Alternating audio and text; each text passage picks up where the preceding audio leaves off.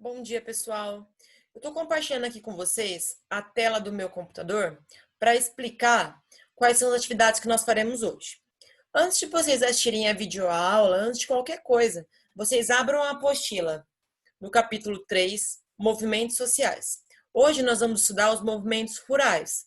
Como nós já sabemos, a apostila mistura esses movimentos, mas nós, do nono ano A, estamos estudando separado, movimento urbano e movimento rural. E hoje nós vamos estudar movimentos rurais. De todos esses que estão aqui na imagem, apenas um é movimento urbano. Escrevam aqui, ó, urbano, que é a revolta da Chibata. Professora, mas a tua cara na frente, não interessa. Escreve aqui em cima. Revolta da Chibata. Aqui embaixo é o cangaço, é um movimento rural. Aqui é Canudos, rural. Contestado, rural. Então, urbano, rural, rural, rural. Vamos lá, vasculhando ideias. Eu não estou enxergando direito, porque eu sou cega, deixa eu aumentar para cá. O que essas imagens têm em comum? O que essas imagens têm em comum, pessoal? Todas elas são movimentos sociais dos pobres na Primeira República. Vocês vão colocar aí no caderno, resposta, vasculhando ideias, capítulo 3. Eu quero ver foto disso hoje, hein? Hoje, Pedro, não segunda-feira que vem. Como podemos relacionar os fatos representados pelas imagens com as características da sociedade brasileira e com o que estudamos no capítulo anterior? O que tem a ver essas revoltas, essas fotos, essas pessoas com o que nós estamos estudando? Todas essas imagens representam a exclusão social dos pobres e o movimento que eles faziam para tentar conquistar mais direitos. Então, elas representam pobres que se revoltavam para tentar conquistar mais direitos. 3. Você conhece algum movimento social atual?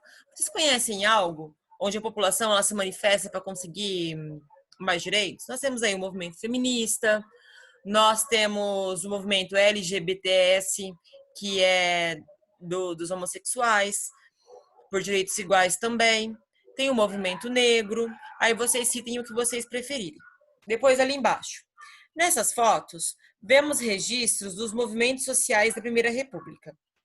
Desse período em diante, a política brasileira dividiu-se entre aqueles que apoiavam o poder político popular e aqueles que se aliaram às elites.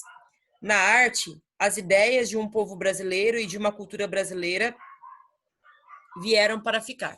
Pessoal, desculpa, mas eu sou cega, vocês sabem, né? Eu não enxergo direito. Tá muito clarinho esse negócio.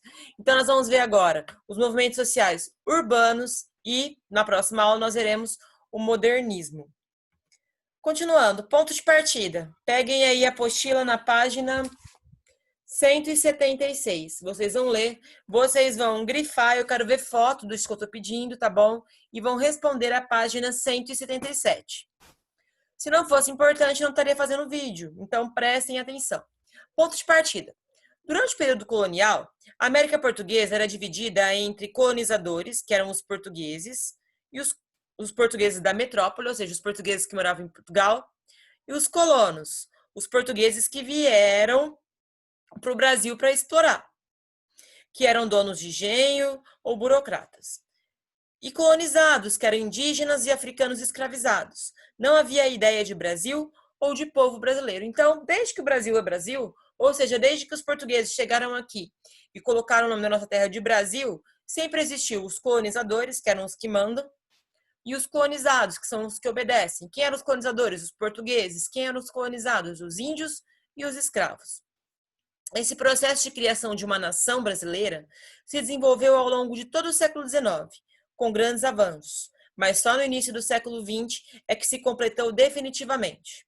Hoje, uma pessoa do Pará e uma de Santa Catarina se reconhecem como parte da mesma coletividade e dos brasileiros, por mais diversos que sejam. O período que estudaremos nesse capítulo é de vital importância para esse processo.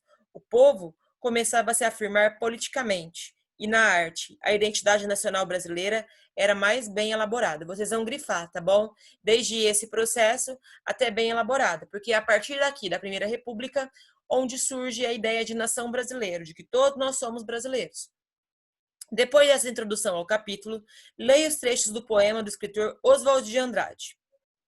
A poesia existe nos fatos. Os casebres de açafrão e de ocre verde na favela, sob o azul cabralino, são fatos estéticos. Contra o gabinetismo, a prática da vida. A língua sem arcaísmo, sem erudição, natural e neológica, a contribuição milionária de todos os erros, como falamos, como somos. No caso, pessoal, o Oswald de Andrade, ele é modernista. Vocês vão ver isso com a Melissa em português, tá? Ele é um escritor modernista e ele era contra o eruditismo, aquela chiqueza. Ele era a favor do falar nós, ser. Ele achava que a cultura tinha que ser simples e não essa coisa toda rebuscada. Tupi or not tupi? Eis a questão.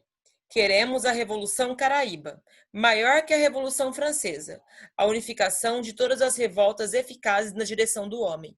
Eles queriam que a cultura indígena, a cultura africana, fosse reconhecida como a cultura brasileira. Hoje nós temos muito disso, mas vamos lembrar que antes, principalmente nesse período na Primeira República, a única cultura considerada como boa era a cultura francesa, tá bom? Então vocês vão grifar o primeiro e o segundo, perdão, os dois últimos parágrafos aí do ponto de partida e vão responder. Primeiro, reúna-se com os colegas e comparem o texto do ponto de partida com os trechos dos poemas de Oswald de Andrade. Eles vão colocar assim, pessoal, que o Oswald de Andrade, ele está criticando a europeização da nossa cultura. Ele está falando que o povo brasileiro, ele é a mistura do europeu, do índio com o negro, e não apenas a cultura europeia. Então, ele defende a mistura de culturas e não apenas a cultura europeia. Para essa comparação, utilizem as perguntas da página a seguir no roteiro de análise. Vocês estão vendo como não é muito fácil, né? Por isso que eu estou fazendo com vocês. Primeira, o poeta diz que a poesia existe nos fatos. Identifique no texto que fatos são esses e explique o que isso pode significar. Pessoal, no texto ele fala dos fatos simples, do verde na favela, da cultura tupi. Então, olha o tanto de linha para responder apenas isso. Os fatos a que ele fala é a simplicidade, tá? Como ocre verde na favela. 2. A que se opõe essa poesia dos fatos, a que parte do texto se afirma?